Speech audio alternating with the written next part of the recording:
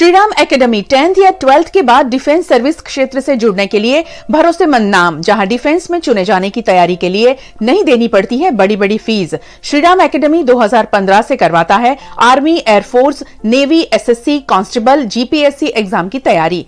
Training के बाद आप डिफेंस और सिविल सर्विसेज में हो सकते हैं भर्ती। श्रीराम एकेडमी के 1300 से ज्यादा स्टूडेंट का अब तक हुआ है selection. Hello everyone, welcome to Shriram academy online platform.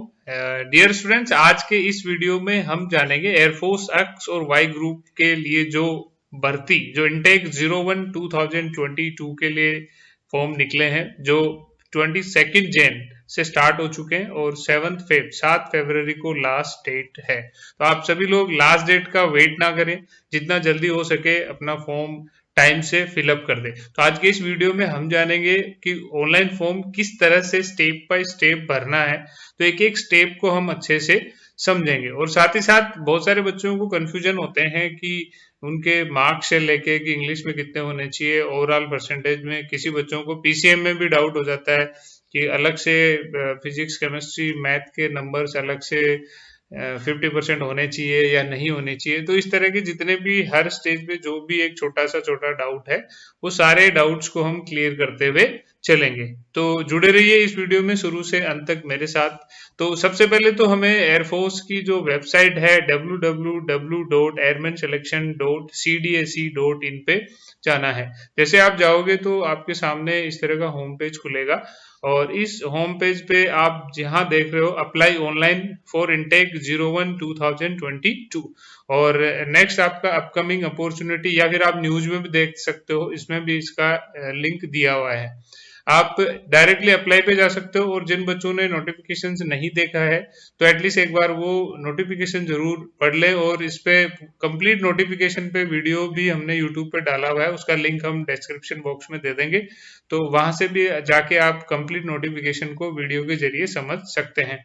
तो हम चलते हैं अप्लाई ऑनलाइन। तो यहाँ पे जैसे हम क्लिक करेंगे तो हमारे सामने इस तरह का एक इंटरफेस आएगा। इसमें आप देख रहे हो कि ईमेल आईडी और पासवर्ड। इसमें सबसे पहले आपको क्या करना है, एज ए न्यू यूजर जाना है, क्योंकि इसमें क्या है, सबसे पहले आपको एक अकाउंट क्रिएट करना पड़ेगा। चाहे आपने लास्ट भर्ती में फॉर्म भरा हो, उससे कोई फर्क नहीं पड़ता। लास्ट टाइम आपने जो मेल आईडी और पासवर्ड बनाया है वो नहीं चलेगा। आपको जितनी बार, जैसे किसी बच्चे ने लास्ट टाइम भरा था तो उसको जो आईडी और पासवर्ड क्रिएट किया था वो अभी लॉगिन नहीं होगा, उसको अगेन नया यूजर आईडी और पासवर्ड क्रिएट करना पड़ेगा। जैसे आप लोग अभी आर्मी की वेबसाइट पे फॉर्म भरते हो कि एक बार आपने आईडी और पासवर्ड बना दिया, वही नेक्स्ट टाइम पे रहेगा, उसमें रहता है। लेकिन एयरफोर्स में ऐसा नहीं है। एयरफोर्स में आपको जितनी बार नया फॉर्म आएगा उतनी बार आपको नया अकाउंट क्रिएट करना है। तो हम चलते हैं न्यू यूजर पे। तो जैसे हम न्यू यूजर पे जाएंगे तो इस तरह का इंटरफेस खुलेगा। इसमें साफ साफ लिखा है कि कैंडिडेट नेम जैसा आपका 10th की मार्कशीट में है उसके सेम वैसा का वैसा लिखना है। जैसे मैं यहाँ पे अपना 10th का नंबर जो मार्कशीट में नाम है वो लिख देता हूँ। और पेरेंट्स नेम, यहाँ पे आप पिताजी का जो नाम है वो लिख सकते हो। मैंने यहाँ पे लिख दिया है। मेल आईडी, ईमेल आईडी आपको अपनी ईमेल आईडी जो एक्चुअल में ईमेल आईडी है वही लिखनी है, क्योंकि इस ईमेल आईडी पे आपका जो एंड में जो पासवर्ड ऑटो जनरेट होगा वो आपकी इसी ईमेल आईडी पे जाने वाला है। तो आप मेल आईडी वही डालें जो आपकी अभी चल रही है। जैसे मैंने अपना एक मेल आईडी डाल देता हूँ इसमें मैं।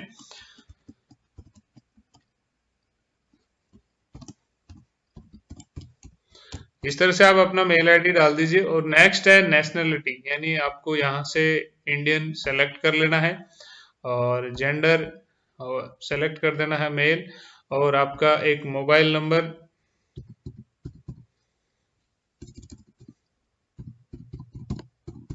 उसमें मोबाइल नंबर वो डालना है जिसपे ओटीपी या आए, या फिर उस पर लिंक आके आप अगेन अगर पासवर्ड रीसेट करना है तो आपकी मेल आईडी या फिर जो मोबाइल नंबर आप डाल रहे हो उनके जरिए ही आप पासवर्ड रीसेट कर सकते हैं। नेक्स्ट है सेलेक्ट सीक्रेट क्वेश्चन। तो सीक्रेट क्वेश्चन आपको ऑब्वियसली ध्यान रखना है, जैसे इसमें क्वेश्चन दिए हुए what is your birth place, यानी आपका जन्म स्थान या स्कूल का नाम, बेस्ट फ्रेंड का नेम, मदर्स मिडिल नेम या फेवरेट स्पोर्ट्स कोई भी हो सकता है। तो जो आपको इजीली याद रहे उस तरह का आपको रखना है, क्योंकि पासवर्ड रिसेट करते समय इसके जरिए ही आप रिसेट कर पाओगे। तो जो भी आप मेल आईडी, मोबाइल नंबर जो डाल रहे हो वो सर्विसेबल कंडीशन में होने चाहिए। ऐसा नहीं कि जो मोबाइल बंद हो गया या फिर मेल आईडी काम नहीं कर रही है। तो आपके जितने भी आगे फर्दर जो भी कन्वर्सेशन होने हैं इन्हीं के थ्रू होने हैं। तो मैंने अपना एक बर्थ प्लेस डाल दिया है और नीचे जो कैप्चा दिया हुआ है वो आपको भर देना है। तो ये कैप्चा जो दिया है मैं भर दे रहा हूँ। इस तरह से आप कैप्चा भर के इसको साइन अप करोगे। तो जैसे ही आप साइन अप करोगे तो आपके सामने are you sure you want to submit the details, okay, आप सारे डिटेल सबमिट कर दोगे। तो नेक्स्ट आपके पास एक मैसेज पॉपअप हो जाएगा, कांग्रेचुलेशंस, आपकी जो भी डिटेल्स है वो साइन अप होगी। और देखो यहाँ पे मैसेज आ गया, use the email ID and this system generated password while signing in. यानी आपने जो मेल आईडी दी थी उस मेल आईडी पे आपका पासवर्ड चला गया। तो जो आपने मेल आईडी यहाँ पे दी थी वो वापस आपको यहाँ पे डालना है। तो और जो ये मेल आईडी जो आपने पहले डाली थी वही मेल आईडी यहाँ पे डालना है। और मेल आईडी पे आपका एक पासवर्ड आया होगा, वो पासवर्ड आप लोगों को यहाँ पे डालना है। जैसे मेरा मेल आईडी पे जो पासवर्ड आया है वो मैं यहाँ पे डाल रहा हूँ। और इसीलिए मैंने आपको स्टार्टिंग में भी कहा था कि जो भी आप मेल आईडी डालो तो वो आपकी लॉगिन होनी चाहिए। आपको ऐसा नहीं है कि पासवर्ड भूल गए या फिर बाद में याद नहीं आ रहा है, तो वो मेल आईडी डालो जो आपकी लॉगिन हो रही हो। ये मैंने अपना जो मेल आईडी पासवर्ड आया था वो डाल दिया। उसके बाद हम कैप्चा भर देते हैं, YKP। ओके, हम साइन इन करेंगे तो हमें ये ऑप्शन देगा कि अब आप एक नया अपना पासवर्ड यहाँ पे बना सकते हैं। तो मैं एक अपना पासवर्ड बना लेता हूँ। इसमें ध्यान रहे कि इसने एक कैपिटल लेटर यानी एक बड़ा लेटर होना चाहिए, एक छोटा लेटर होना चाहिए, फिर कोई आपके नंबर या स्पेशल कैरेक्टर भी होना चाहिए, तभी ये पासवर्ड लेगा। तो मैंने अपना एक पासवर्ड यहाँ पे बना दिया है। तो आपका सक्सेसफुल पासवर्ड रीसेट हो गया और आप ओके करोगे तो अगेन आप लॉगिन विंडो पे चले जाओगे। तो यहाँ पे आपने जो भी मेल आईडी दी थी वो मेल आईडी डाल दीजिए। और अभी आपने जो पासवर्ड रीसेट किया था वो पासवर्ड यहाँ पे डाल दीजिए। जैसे ही आप पासवर्ड डालोगे और ये आपको कैप्चा भरना है, ये आप कैप्चा भर देते हैं और जैसे आप ये डालोगे तो आपके सामने ये इंटरफेस खुल के सामने आ जाएगा। यानी आपको एक रजिस्ट्रेशन नंबर अलॉट हो गया जैसा आप देख पा रहे हैं यहाँ पे, और आपके सामने इस तरह के ये विंडो खुलेगा। तो इसमें सबसे पहले आपको इंस्ट्रक्शंस पे जाना है। तो इंस्ट्रक्शन जब तक आप रीड नहीं करोगे तब तक आगे के जो विंडोज है वो आपके लिए खुलेंगे नहीं। तो ये मेल आईडी जो आपने दिया था वो याद रखना है, क्योंकि आप जैसे ही ये फॉर्म फिलअप करोगे उसके बाद आपका जब एडमिट कार्ड आएगा तो इसी मेल आईडी से लॉगिन करोगे। वो लॉगिन आपको यहाँ जाके करना है जहाँ कैंडिडेट है, यहाँ पे लॉगिन फॉर इंटेक 01-2022 है। यहीं पे जाके लॉगिन करोगे तो आपसे मेल आईडी और पासवर्ड वही मांगेगा जो आपको अभी आप दे रहे हो। तो यहाँ पे एक नया टैब आ जाएगा जिसमें आपका प्रिंट, अभी जैसे आ रहा है प्रिंट एप्लीकेशन फॉर्म, वैसे ही यहाँ पे प्रिंट एडमिट कार्ड आ जाएगा। फिर जैसे फेज 2 का आएगा तो वो भी यही नीचे ऐड होता जाएगा, आपके जो रिजल्ट आएगा वो भी यहाँ पे ऐड होते जाएंगे। तो हम चलते हैं इंस्ट्रक्शंस पे। तो इंस्ट्रक्शंस को ध्यान से पढ़ना है। इंस्ट्रक्शंस में पहली चीज दी गई है कि आपको जो डॉक्यूमेंट्स अपलोड करने हैं वो डॉक्यूमेंट्स में आपका 10th का मार्कशीट है और 10+2 यानी 12th का आपका मार्कशीट होगा। और फिर जो डिप्लोमा वाले स्टूडेंट्स हैं वो एक्स ग्रुप के लिए एलिजिबल है, तो उनका जो थर्ड ईयर का जो मार्कशीट है वो उसमें अपलोड करना है। फिर है passport size photo. Passport size photo में ध्यान रहे कि आपके सर पे कोई भी कैप या पगड़ी इस तरह की नहीं होनी चाहिए, सिर्फ सिख कैंडिडेट्स के लिए अलाउड है, बाकी के लिए नहीं है। और दूसरी बात कि ये जो आपका फोटोग्राफ है उसको इसका जो दिसंबर 2020 से पुरानी नहीं होनी चाहिए। और जो भी आप फोटो ले रहे हो उसमें आपको एक ब्लैक स्लेट पकड़नी है हाथ में और आप अपना नाम लिखना है कैपिटल लेटर में और डेट ऑफ फोटोग्राफ। कई बच्चे डेट ऑफ बर्थ लिख देते हैं, डेट ऑफ बर्थ नहीं लिखना है, डेट ऑफ फोटोग्राफ लिखना है, यानी जिस डेट को आपने फोटो खिंचवाई वो व्हाइट चौक से लिखनी है।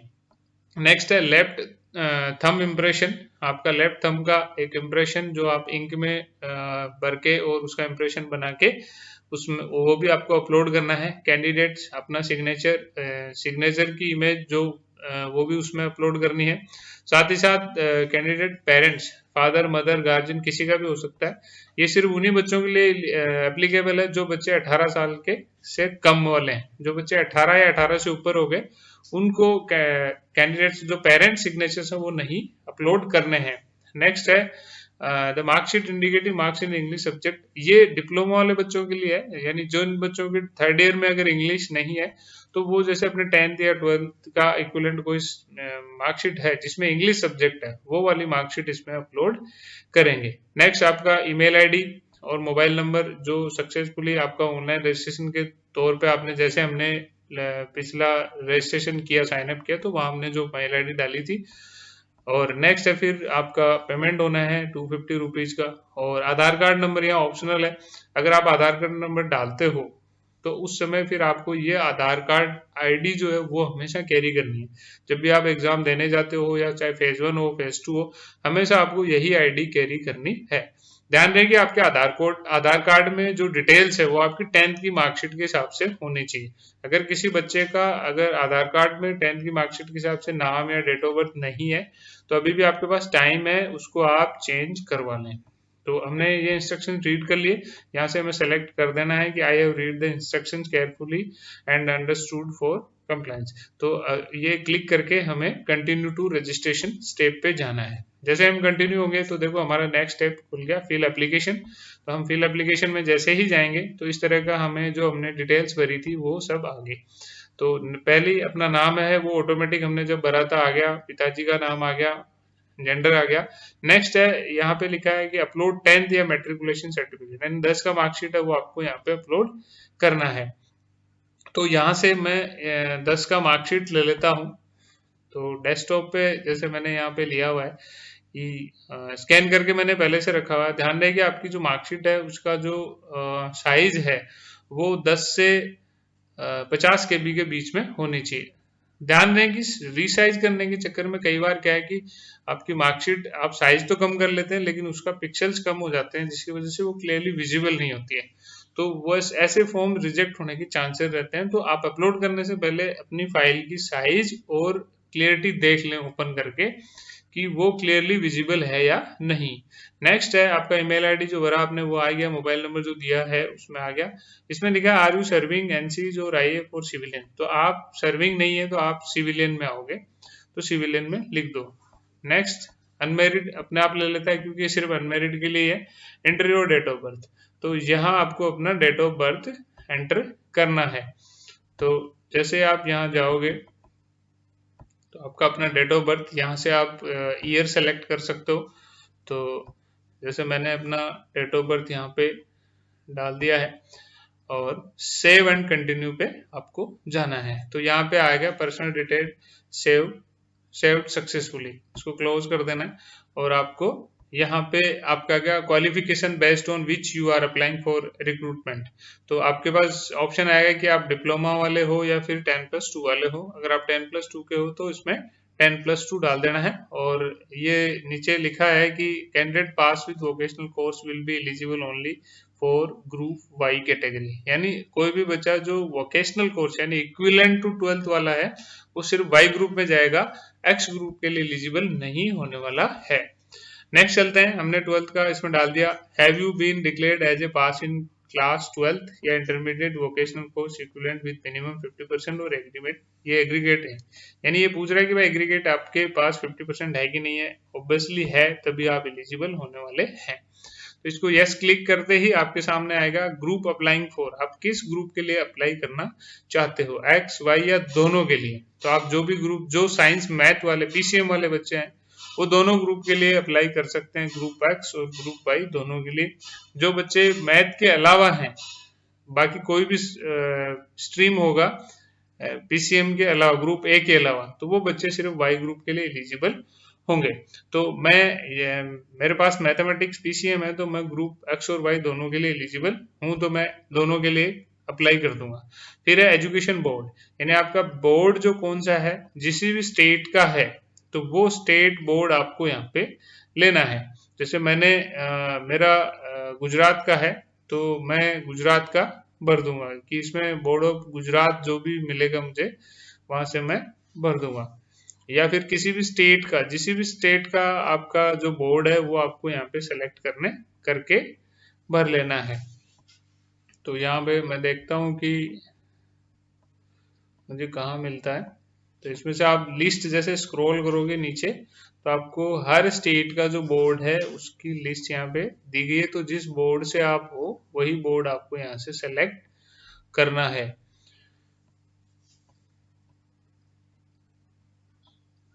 ओके, तो मैंने सेलेक्ट कर दिया। फिर है इंटर एग्रीगेट ग्रोस परसेंटेज, यानी जो मिनिमम मैंडेटरी जो परसेंटेज है वो है as given in class 10+2 maximum marksheet, यानी आपका जो 12th का मैक्सिमम जो परसेंटेज है, ग्रोस परसेंटेज आपको यहाँ पे लिखना है।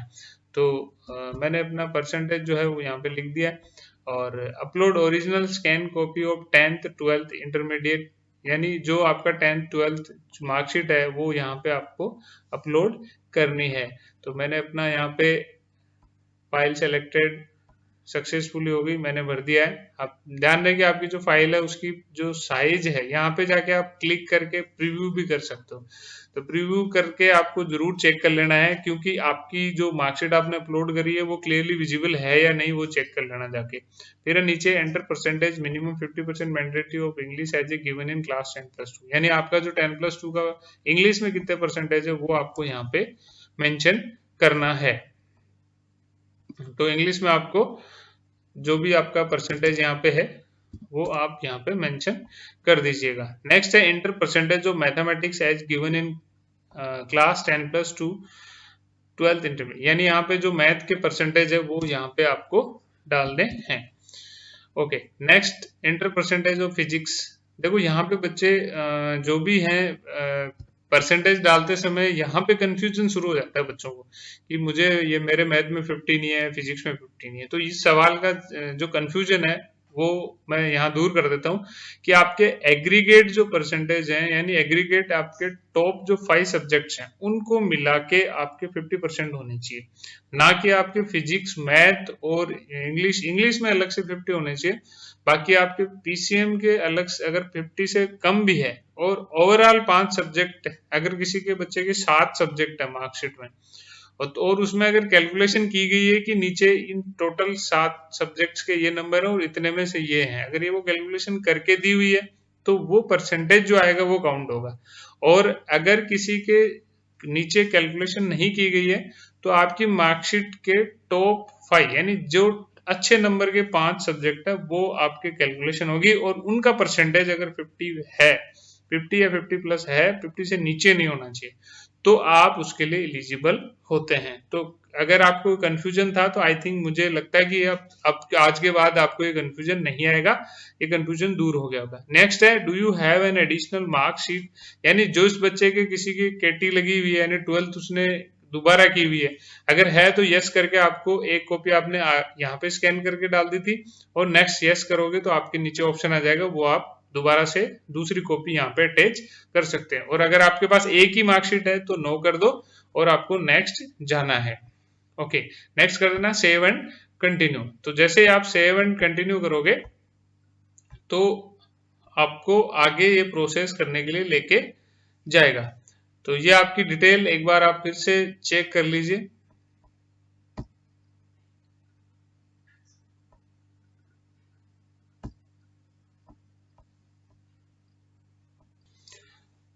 तो जैसे आप सेव एंड कंटिन्यू करोगे, इसमें आपके पास मैसेज आ जाएगा क्वालिफिकेशन डिटेल्स सेव सक्सेसफुली, इसको क्लोज कर देना है और हमें एडिशनल डिटेल्स आगे वाली टैब पे हम चले जाएंगे। तो यहाँ पे देखते हैं are you a certificate holder of NCC, यानी अगर आपके पास एनसीसी है तो यस उसकी डिटेल देनी है, नहीं है तो नो।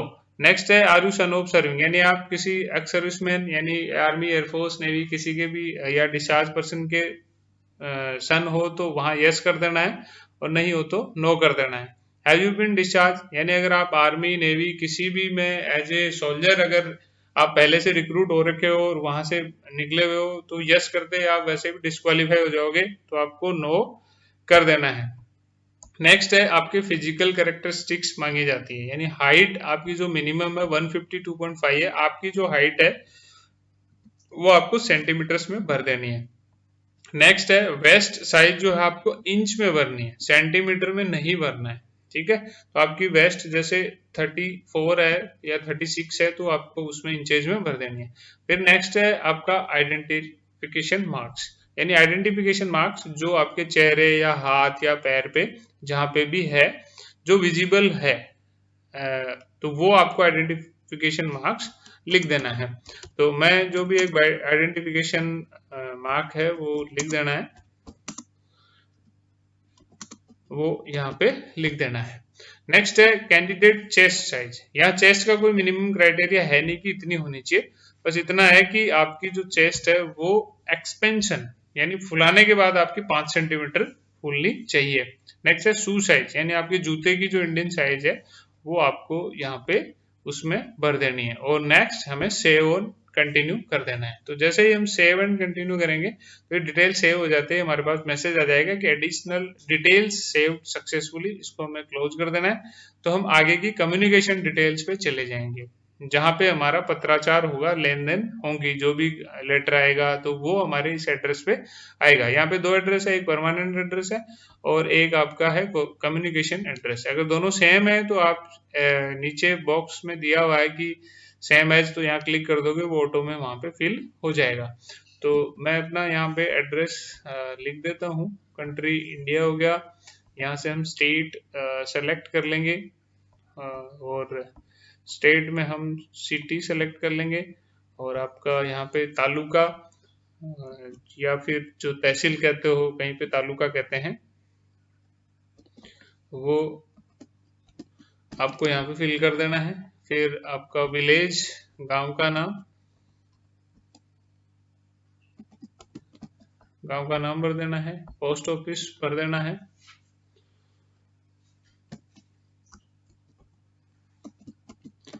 और नेक्स्ट आपका आधार कार्ड। आधार कार्ड आपका ऑप्शनल डिटेल, आप भरना चाहते हो तो भर दीजिए और नहीं है आपके पास तो आप छोड़ भी सकते हो। यहाँ पे आपको अपना पिन कोड डाल देना है और यहाँ से आप क्लिक करोगे कि कम्युनिकेशन का भी वही एड्रेस है। तो जैसे आप इस बॉक्स में क्लिक करोगे तो सेम डिटेल जो आपकी नीचे आ जाएगी, आपको सेव एंड कंटिन्यू कर देना है। कम्युनिकेशन डिटेल सेव सक्सेसफुली, यानी जो भी डिटेल आप सेव करोगे वो उसका आपके पास सामने मैसेज आ जाएगा स्क्रीन पे। नेक्स्ट हम आते हैं फोटोग्राफ। सबसे पहले हमें अपनी जो फोटोग्राफ है वो यहाँ पे भर देनी है, ओके सक्सेसफुली। नेक्स्ट मैं इमेज जो हमारी सिग्नेचर की दी हुई है तो यहाँ से हम सिग्नेचर ले लेंगे। ऐसे करके हमें एक एक जो जो चीजें दी गई है सिग्नेचर के बाद हमें अपना थंब इम्प्रेशन, देखो सभी की साइज जो है 10 KB से 50 KB है और वो जो मैंने आपको पहले ही बता दिया था। पेरेंट्स की सिग्नेचर लेने हैं यहाँ पे, तो हमें, मैं इसलिए इसको एक ही सिग्नेचर भर रहा हूँ क्योंकि ये मैं एक डमी फॉर्म आपको भर के दिखा रहा हूँ और पेमेंट तक हम नहीं जाएंगे, सिर्फ पेमेंट में आपको दिखा दूंगा। ये थंब इम्प्रेशन है, जो image size should be less than between 10 to 50 KB, please select again, यानी अगर 50 KB से अगर आपका ज्यादा है तो वो इसमें नहीं लेगा। तो इसको नीचे दोबारा से रिसाइज करके 50 KB कर लेना। मैंने यहाँ पे सिग्नेचर अपलोड कर दिया, थंब इम्प्रेशन आपको अपलोड करना है। नीचे डिक्लेरेशन बाय द कैंडिडेट, यानी हमने जो भी इंफॉर्मेशन भरी है वो सब करेक्ट है तो वो हमें डिक्लेरेशन देनी पड़ेगी। प्लेस आप जहाँ के भी रहने वाले हो वो सिटी का नाम भर सकते हो।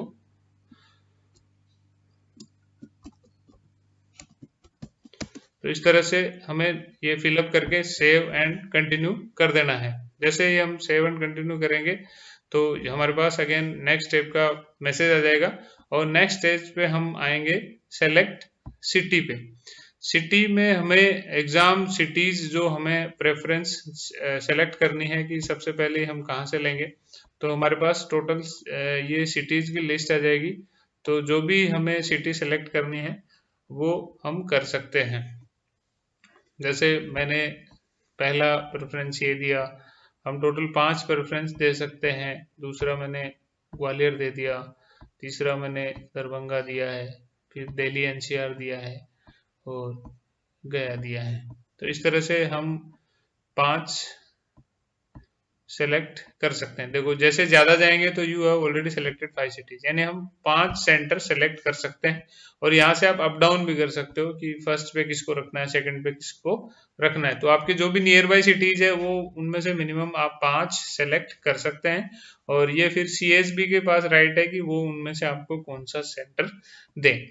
Okay, next save city preference मैंने सेव कर दिया, यहाँ पे सेव कर देना आपको। सेलेक्टेड सिटी प्रेफरेंस अलॉटेड, तो ये मैसेज आ गया। नेक्स्ट में हमें airman selection centre preference for phase 2, यानी जब आप फेज 2 का एग्जाम देने जाओगे तो वहां यहाँ से भी आपको 5 ऐसी जो भी सेलेक्ट कर लेनी है कि 5 कौन सी आप सेलेक्ट करना चाहते हो। तो मैं यहाँ पे अपनी 5 प्रेफरेंस दे देता हूँ। यहाँ से सिटीज आपको सब जगह लिखी गई है, तो आप 5 सिटीज यहाँ पे सेलेक्ट कर सकते हैं। और यहाँ से सेव सेंटर प्रेफरेंस, इनको भी आपको सेव कर देना है। ये सेव आ गया। ओके, नेक्स्ट आपको जैसे ये सब कुछ आपने सेव कर दिया, और यहाँ से आप सेव करने के बाद ये सारी, अगर आपको अपडेट करना है तो दोबारा से आप इन चीजों को अपडेट कर सकते हैं।